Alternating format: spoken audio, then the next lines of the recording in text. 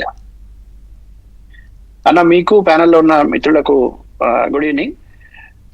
దీనికి ప్రశ్నకు నా సమాధానం అయితే హంతకుడే సంతాప సభ పెట్టినట్టుగా ఇవాళ కేటీఆర్ గారు మాట్లాడిన మాటలు వింటే అనిపిస్తా ఉన్నది. ఇప్పుడు ఆల్రెడీ చంపేశారు, సంతాప సభ పెడితే ఏం లాభం? ఎవరు చేసిన కర్మ వారు అనుభవించారని మామూలుగా రాలేదు కదా మాట. వాళ్ళు అనుభవించి తీరాల్సిందే.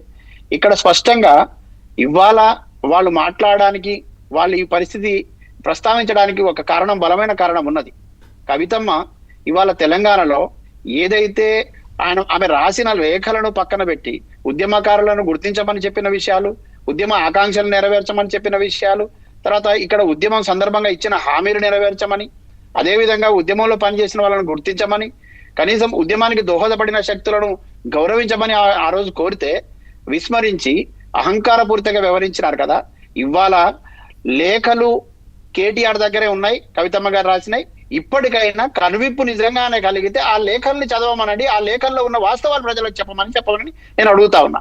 రెండో అంశం, మేం తెలంగాణ అంశాన్ని తీసుకొని కవితమ్మ గారు ఉద్యమకారులను చేరదీసి వాళ్ళకు ఒక ఓదార్పులాగా నిలబడి జరిగిన పుష్కర కాలంగా ఉద్యమకారులకు జరిగిన అవమానాలని ఒకసారి విని ఈ పరిస్థితి మారాలని కోరి ఉద్యమకారుల కోసం నిలబడి ఇలా కొట్టాడుతున్న సందర్భం లోపల ఇప్పుడు కేటీఆర్ గారు నోరు తెరిచి ఉద్యమకారులకు అన్యాయం జరిగిందనే మాట మాట్లాడుతున్నారు. ఇది చాలా విడ్డూరం. ఇక్కడ తెలంగాణ ప్రజలు చైతన్యవంతులు, అట్లాంటి అబద్ధాలు నమ్మరు, మళ్ళీ ఒకసారి మోసపోరు.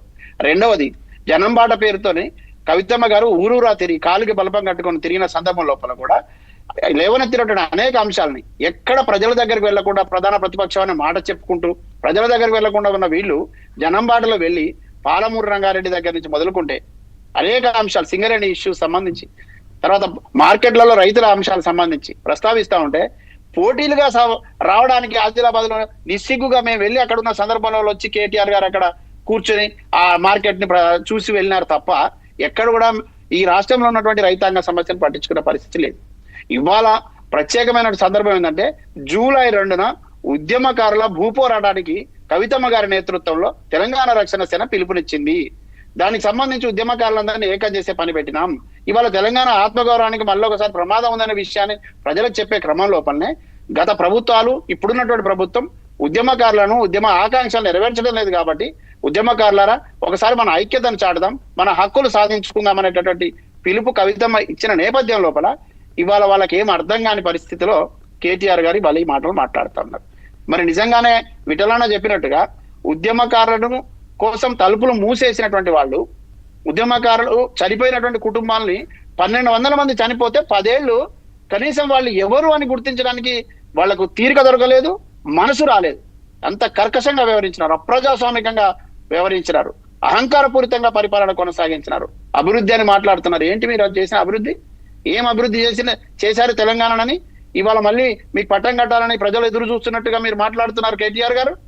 కేటీఆర్ గారికే కాదు, భారత రాష్ట్ర సమితిగా మారి తెలంగాణ ఆత్మను వాళ్ళ ప్రజల నుంచి తీసేసుకున్న తర్వాత ఏ మొహం పెట్టుకొని మళ్ళీ తెలంగాణ పదాలు ఇక్కడ ఒక పాయింట్ ఉంది మానవతరాయ్ గారు. ఇక్కడ ఒక పాయింట్ ఏంటంటే ఆయన చెప్పిన క్లారిటీ ఏంటంటే ఈ రాష్ట్రాన్ని ట్రాక్లోకి తీసుకురావాలి, అన్ని రకాలుగా అభివృద్ధి చేయాలి, నియామకాలు చేసుకోవాలి, నీళ్లు తీసుకురావాలి,